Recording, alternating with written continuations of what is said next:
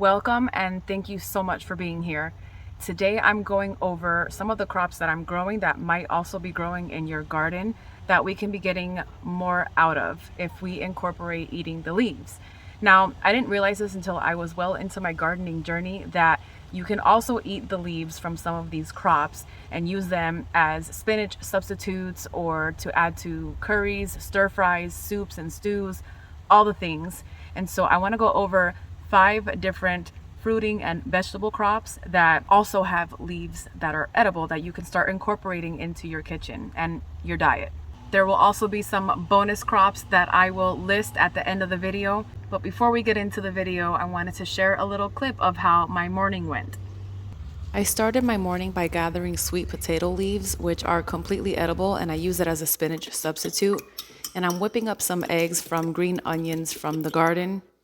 I'm saving some onion scraps because I like to make a homemade chicken bone broth, and I use the veggie scraps to add into that broth as it's cooking down.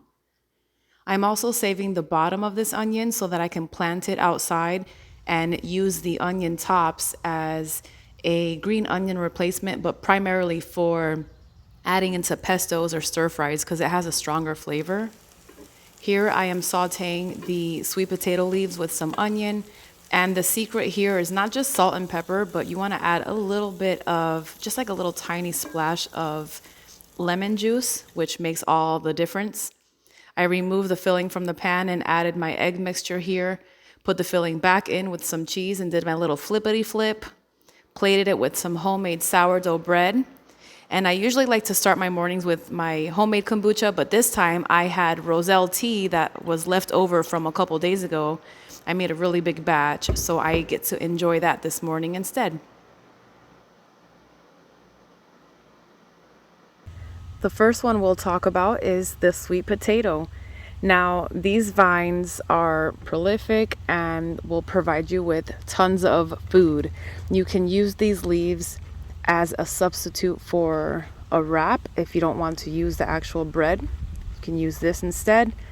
You can add them to soups and stews, curries, stir fries. Just use it as you would spinach, and it is really good. It does not have a very strong flavor, so very versatile, and you can add it to so many different things.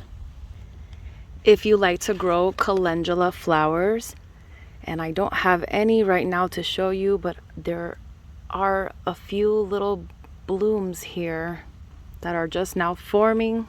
But surprisingly, calendula leaves are also edible. Now, this one here is a little bitter, so you may want to try eating the younger leaves. However, bitter is actually good for our health, as you may or may not know. Bitter foods aid digestion and they help with nutrient absorption. They stimulate our immune system and they help also reduce sugar cravings. But you can use these young tender leaves and add them to pestos or stir fries, soups, you name it.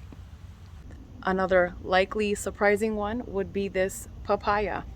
The leaves are completely edible and they are also a little bit bitter. So you may want to cook this down a little bit just to reduce the bitterness, and you can add it to soups and stews, curries, stir fries. You'll probably want to choose leaves from a male papaya plant rather than a female so that you don't disturb the fruit production. If you can't tell the difference between a male and a female papaya, you'll be able to tell by the flowers. I don't have any flowers on this one here yet, so I will throw a picture up on the screen of what the flowers look like so that you can see the difference between a male flower and a female flower. The females, I would probably leave the leaves alone. I will only harvest from a male papaya. Next on my list is passion fruit. Now, for the passion fruit, you'll want to harvest the young, tender leaves. They have a little bit of a better flavor.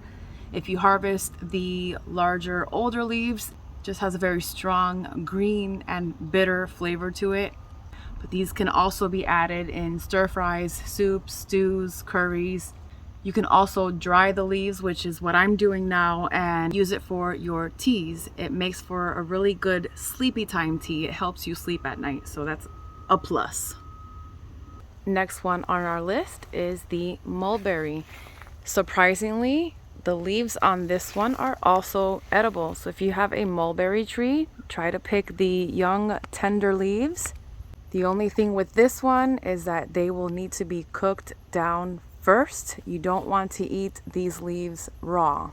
These can also be added to soups and stews, stir fries, sauteed. And the bonus crops that I mentioned in the beginning of the video are really just being added to the end because I don't have any of the plants here in the garden yet. However, you can use broccoli and cabbage plant leaves as a substitute for a wrap. Again, if you don't want to use the bread, you can totally wrap anything you want with those leaves. They are large and go really good with other foods. You can also stir fry them, add them to soups and stews. The list goes on. Carrot tops are another one. Actually, those might be one of my favorites. I harvested a bunch of carrots last year and I saved the tops and used it to make carrot top pesto. So instead of doing your standard basil pesto or herb pesto, I did just carrot tops with, of course, the garlic and the toasted pine nuts, olive oil, salt, lemon, and I forget off the top of my head if I added anything else to it. But I blended that up and made a really delicious pesto out of that. And it had a very slight hint of carrot flavor, but it wasn't like in your face strong. It was delicious. And last but certainly not least would be your pumpkin leaves and zucchini leaves. So you'll want to pick those when they're very young and tender still. You don't want to wait until they're older and larger because it has a rough texture and it's not that wonderful. But the young leaves are really, really good to incorporate into your dishes as well. And all of these leaves that I went over today are also jam-packed with vitamins and minerals and nutrients that our bodies need. So it's a win-win. That's how I see it.